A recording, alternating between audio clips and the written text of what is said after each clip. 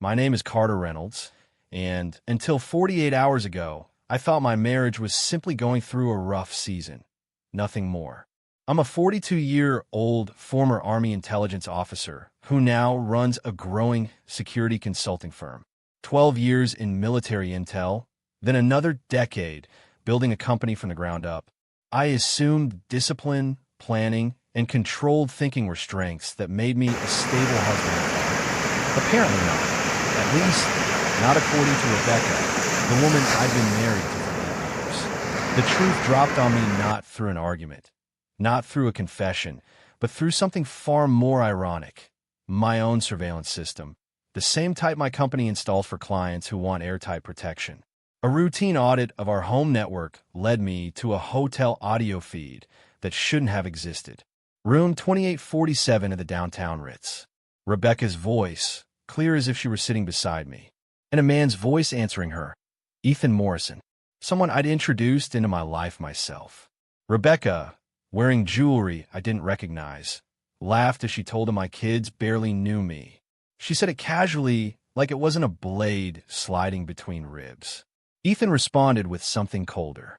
Once the divorce settles, the kids will understand that their dad was never really present. I sat frozen, every detail hitting harder than any battlefield briefing ever. The expensive bracelet Ethan bought her using money siphoned from my accounts. The way she laughed at the version of me they'd invented. The way they talked about me as if I were just an obstacle to be maneuvered around. They thought they were untouchable. They thought my long hours made me blind. They thought I would quietly hand over my life, my company, and my children. Wrong. But to fully understand why their betrayal cut so deep and why their plan would ultimately unravel, you need to know how we got here. 12 years ago, after leaving the Army with a modest savings and a laptop, I launched Reynolds Security Solutions.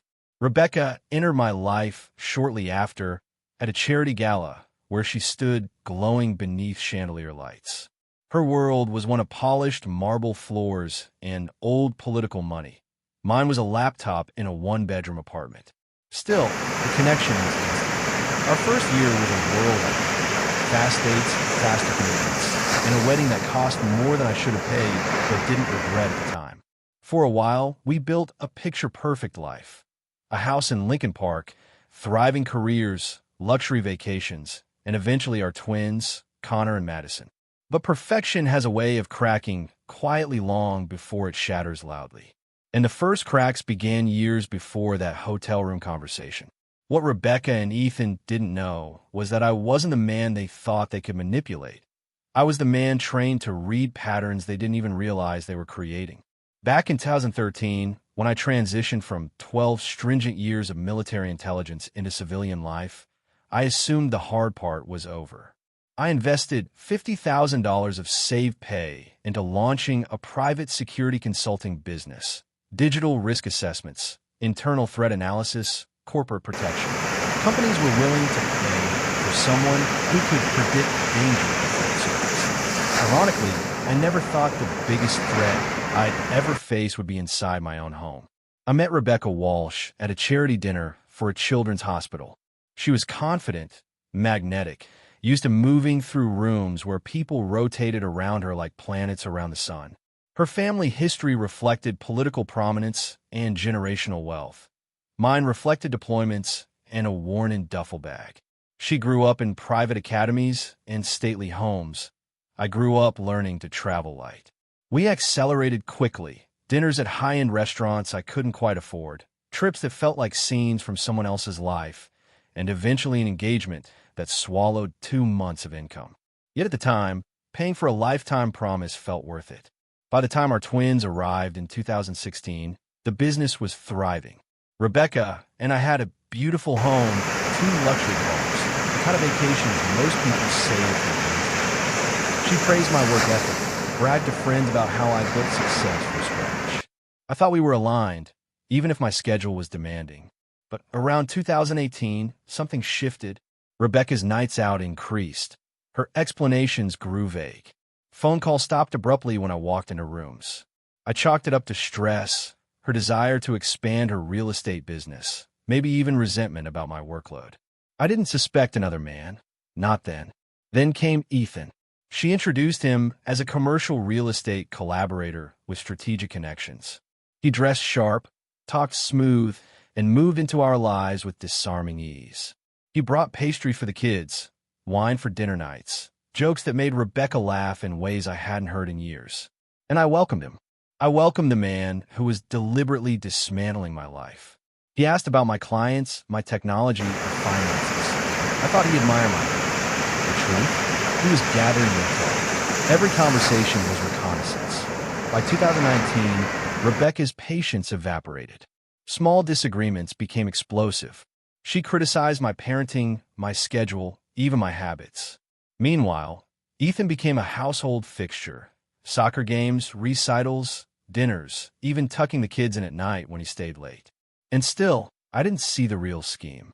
Not until one night in early 2020, when I came home for a week-long job to children who hesitated before hugging me, like I'd become a visitor in my own home.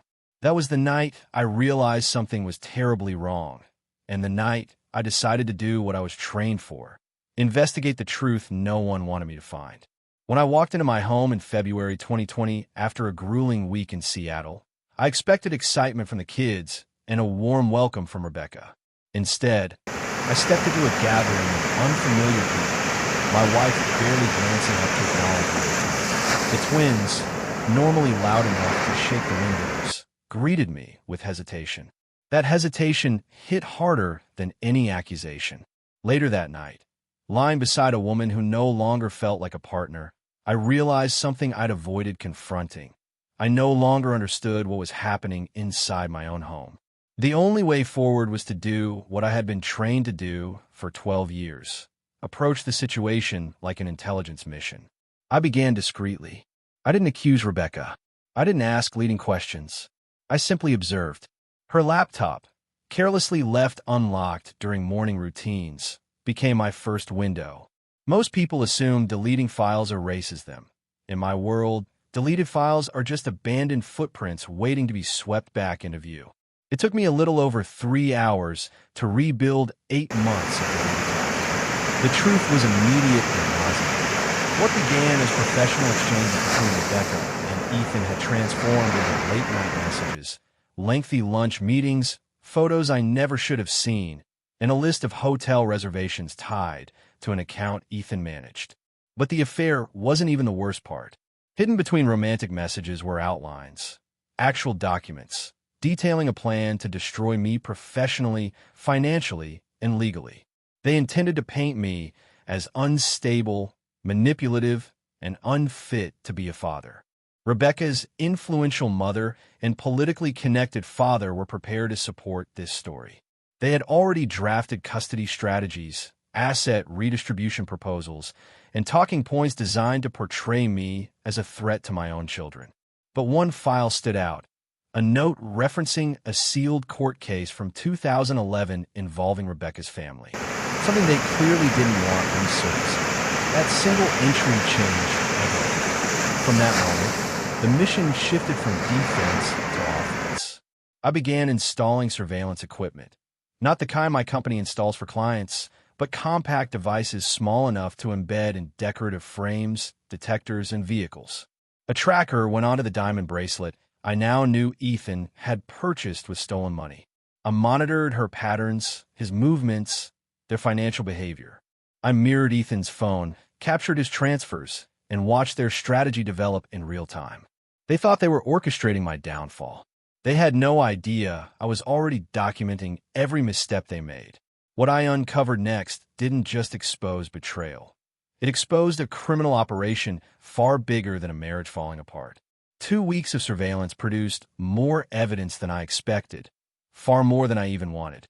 High-resolution footage of hotel rendezvous, audio recordings of strategy sessions where they discussed how to portray me as a controlling, paranoid husband. Financial trails revealing money quietly funneled through accounts Ethan had no business accessing. But the most explosive revelations came from the very device Ethan used to manipulate Rebecca, his phone. Ethan, ever the narcissist, used his birthday as a password. Once inside, I uncovered documents that reframed everything. He wasn't just planning an affair-driven divorce scheme. He was orchestrating a full-scale financial extraction. 3 offshore accounts, 2 in the Cayman Islands, 1 in Switzerland. Transfers totaling hundreds of thousands siphoned from joint investments, Rebecca's business revenue, and even a loan that had been secretly taken out against our home.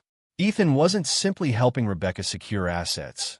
He planned to vanish with the majority of their combined money after she gutted my life. He had even bought a first-class one-way ticket to Monaco for mid-March, scheduled precisely 2 weeks after Rebecca intended to serve the divorce papers.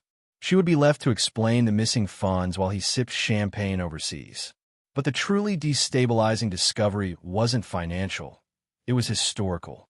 Digging into that sealed 2011 case referenced in Rebecca's files revealed a tragedy buried under political influence, a fatal accident involving her younger brother, one that resulted in the deaths of 4 innocent family members.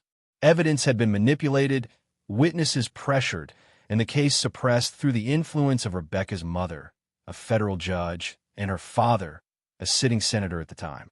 For over a decade, the victim's extended family had tried seeking justice, only to be stonewalled.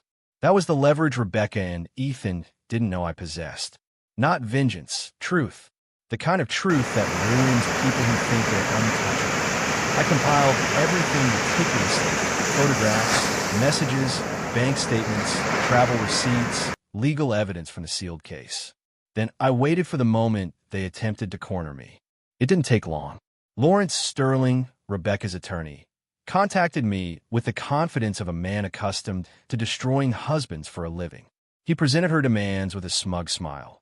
Full custody for Rebecca, supervised monthly visits for me, the house, the cars, 60% of my company, and years of financial support. I didn't argue. I didn't defend myself. I simply handed him an envelope.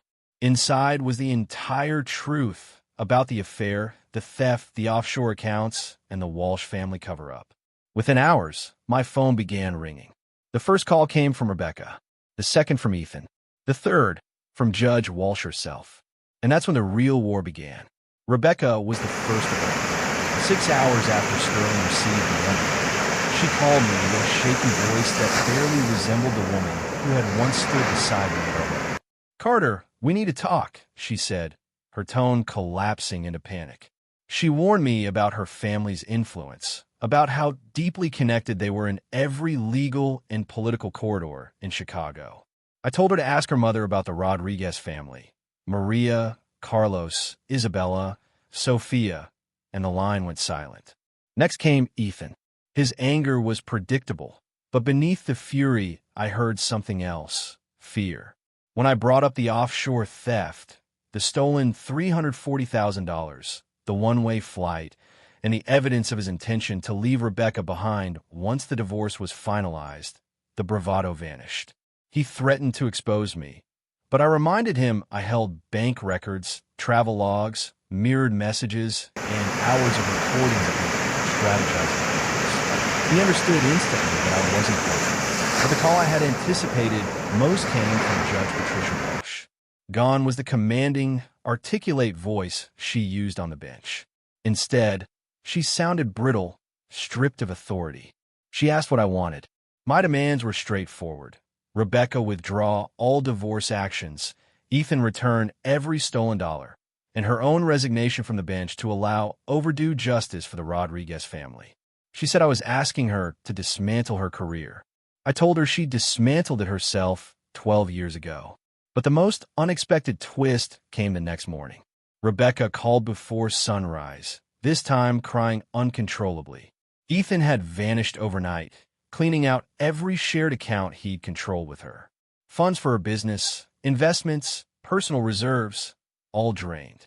He had abandoned her exactly the way he intended to abandon her. I verified the timeline through surveillance data. His vehicle missing, his phone powered down. A contact at the airport confirmed he booked an emergency flight to Paris the night before. Rebecca begged me to help, not because she loved me, because she realized the man she destroyed our marriage for had never loved her at all. I contacted an old colleague from my Army days, now working financial crimes at the FBI. I provided him with Ethan's transfers, the offshore accounts, and the flight details. Within hours, Ethan's assets were frozen. Within a day, he was placed on an international watch list. By the next morning, he was in custody at Charles de Gaulle Airport. Rebecca thought she lost everything. She had no idea how much more was coming. What followed was the final confrontation, the one that would decide custody, careers, and the future of everyone involved. 2 weeks after Ethan's arrest, we met in Sterling's high-rise office for the final negotiation. Though negotiation wasn't really ready, Rebecca looked nothing like the flawless woman she had always presented herself to be. Her eyes were swollen, her posture defeated, and her confidence, once her signature trait, had collapsed entirely. The documents I laid before her were direct and non-negotiable. Full custody awarded to me, clear division of assets leaving her with only her personal belongings and a modest financial settlement, and a written acknowledgment retracting the false accusations prepared against me. She begged for reconsideration, for the sake of the kids, for the sake of what we once had. I told her this was me thinking about the kids. This was me preventing the destruction she and Ethan intended. She signed every page with trembling hands. 3 days later, Judge Walsh issued a sudden resignation from the federal bench, citing personal health issues.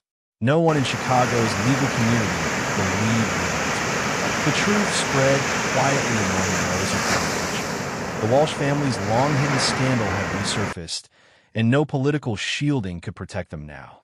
Soon after, the FBI reopened the Rodriguez case using the evidence I had assembled. Rebecca's brother was arrested and charged with vehicular manslaughter, obstruction, and conspiracy, charges he should have faced 12 years earlier. The Walsh family's political dynasty dissolved almost overnight. Senator Robert Walsh withdrew from public life, drowning in the backlash he had once thought impossible.